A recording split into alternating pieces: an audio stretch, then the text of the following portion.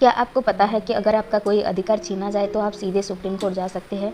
और क्या आप जानते हैं कि कुछ राइट्स सिर्फ सिटीजन्स के लिए होते हैं और कुछ सभी के लिए? आज हम समझेंगे फंडामेंटल राइट्स, जो इंडियन के सबसे पावरफुल राइट्स है। नमस्कार दोस्तों, वेलकम टू पॉलिटी डे 2। आज हम पढ़ेंगे इंडियन कॉन्स्टिट्यूशन का सबसे इम्पोर्टेंट टॉपिक, फंडामेंटल राइट्स। अगर आपने डे 1 मिस किया है तो पहले वो ज़रूर देखें, क्योंकि आज का टॉपिक उसी पर बेस्ड है। फंडामेंटल राइट्स क्या होते हैं? सबसे पहले बेसिक समझो। फंडामेंटल राइट्स वो अधिकार है जो हर व्यक्ति को सम्मान, स्वतंत्रता और सुरक्षा के साथ जीने के दिए जाते हैं। ये राइट्स क्यों ज़रूरी है? क्योंकि अगर ये राइट्स नहीं होंगे तो सरकार अपनी पावर का मिसयूज कर सकती है। इसलिए कॉन्स्टिट्यूशन कहता है स्टेट तुम्हारे कुछ बेसिक राइट को वायलेट नहीं कर सकती। ये राइट्स कॉन्स्टिट्यूशन के पार्ट 3 आर्टिकल 12 to 35 में दिए गए हैं। ये कॉन्सेप्ट यूएसए से इंस्पायर है। आर्टिकल 12 स्टेट का मतलब क्या है? यह बहुत इंपॉर्टेंट और ट्रिकी कॉन्सेप्ट है। स्टेट का मतलब सिर्फ सरकार नहीं है, इसमें शामिल है central government, state government, parliament और state legislature, local bodies, panchayat, municipality, public sector undertaking, PSUs. आसान एग्जांपल में समझते हैं कि अगर कोई सरकारी यूनिवर्सिटी आपको एडमिशन नहीं देती डिस्क्रिमिनेशन के आधार पर, तो आप कोर्ट जा सकते हो, क्योंकि वो स्टेट है। फंडामेंटल राइट्स मेनली स्टेट के अगेंस्ट एनफोर्स होते हैं। आर्टिकल 13 में लॉ वर्सेस फंडामेंटल राइट्स है।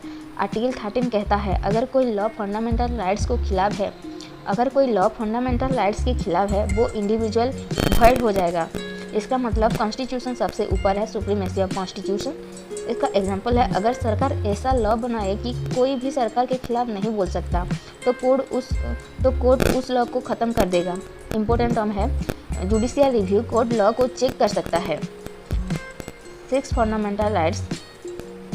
अब आया 6 फंडामेंटल राइट्स जो इम्पोर्टेंट पार्ट है। अब सबसे इम्पोर्टेंट पार्ट हर राइट्स को डीप में समझते हैं। Right to equality. फर्स्ट में आता है right to equality, article 14 to 18। इसका मतलब सब लोग कानून के सामने बराबर है।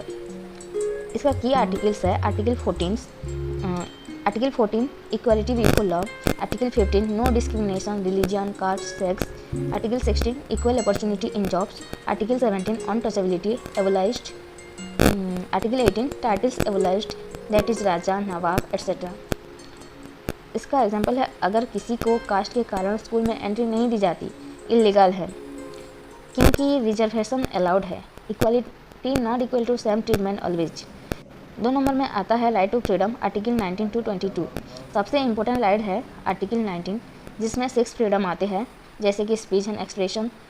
6 फ्रीडम होते हैं, speech and expression, assembly, association, movement, resident, profession.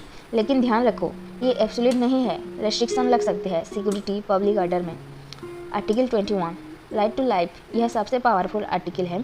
इसका मतलब सिर्फ जीना नहीं बल्कि सम्मान के साथ जीना है। इसमें इंक्लूड है right to privacy, clean environment, education, article 21A। इसका एग्जांपल है अगर पोल्यूशन बहुत ज़्यादा है, यह आर्टिकल 21 का वायोलेशन हो सकता है। आर्टिकल 22 में अरेस्ट प्रोटेक्शन, क्योंकि पुलिस बिना रीजन के कोई अरेस्ट नहीं कर सकती। थर्ड में आता है right against exploitation, article 23 to 24। इसका मतलब किसी का शोषण नहीं होगा। आर्टिकल 23 मतलब human trafficking band.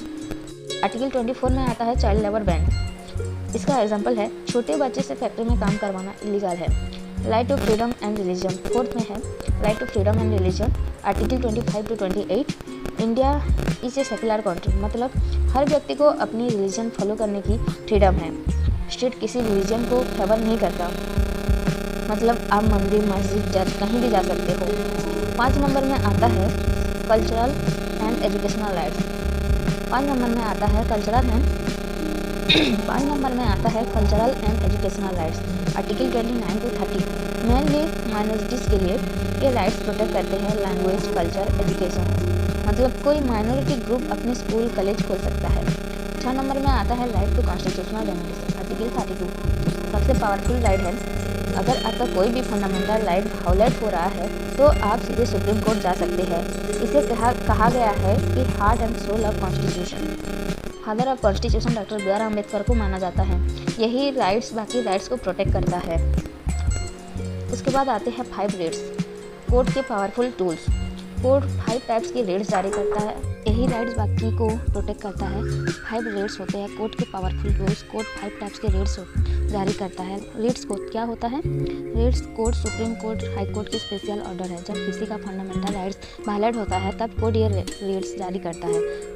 Base article 32 supreme court, article 226 high court. 5 types of rates होते हैं। पहला होता है हेवियस कॉर्पस। इसका मतलब you may have the body you may have the body. अगर किसी व्यक्ति को इलीगल तरीके से बंद किया गया है तो कोर्ट उसे तुरंत प्रेजेंट करने का आदेश देता है। पर्पोज पर्सनल लिबर्टी की प्रोटेक्ट करना। एग्जांपल, पुलिस किसी को बिना रीजन के अरेस्ट करके जेल में रखे, कोर्ट हेबियस कॉर्पस जारी करेगा, उसे तुरंत कोर्ट में पेश करो। 2 नंबर में आता है मंडामस, मतलब वी कमांड। कोर्ट किसी पब्लिक ऑफिसर अथॉरिटी को आदेश देता है कि अपना ड्यूटी प्रॉपरली करो। पर्पज पब्लिक ड्यूटी एनफोर्स करना। अगर कोई गवर्नमेंट ऑफिसर काम नहीं कर रहा है, जैसे पेंशन रिलीज नहीं कर रहा है, कोर्ट मंडामस जारी करेगा, काम करो।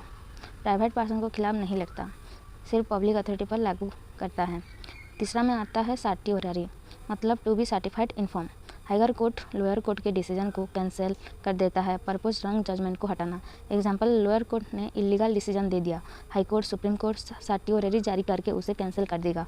4 नंबर में आता है प्रोहिबिशन, मतलब टू फॉरबिड।